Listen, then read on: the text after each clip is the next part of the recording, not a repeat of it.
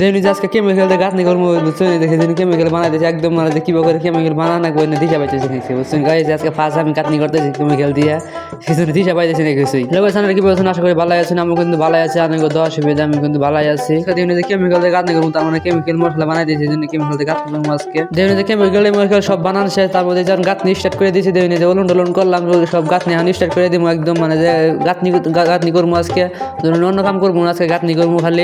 একটা কথা কই, আমি কিভাবে লং ভিডিও ছাড়বো এটা অল্প কমেন্ট করে কমাইছি, মানে যে 1.5 মিনিটের উপরে ভিডিও ছাড়াই দিয়েছি না বুঝছেন গাইস। আমি 1.5 মিনিটের উপরে ভিডিও ছাড়াই দিয়েছি না, কেউ করে 1.5 মিনিটের উপরে ভিডিও ছাড়ান যাবো কমেন্ট করে কমাই না আমার অল্প। এই যে গাঁথনিটা যে করতেছে, এই যে এটা দেখুন, এই যে ডয়ারিং, এই যে এটা ডয়ারিং দেখুন, এই যে এটা বাথরুম হবে বুঝছেন গাইস, এটা বাথরুম দেখুন, এই যে এটা বাথরুম কিন্তু।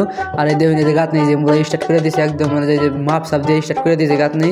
এই যে দেখুন যে একদম মাপ সাপ দিতেছে টেপ দিয়ে, তার মানে মজা করে মাপ দেন, তার মানে একটা দরজা ফ্রেম হবো বুঝছেন গাইস, এখানে কিন্তু দরজা একটা ফ্রেম হবো।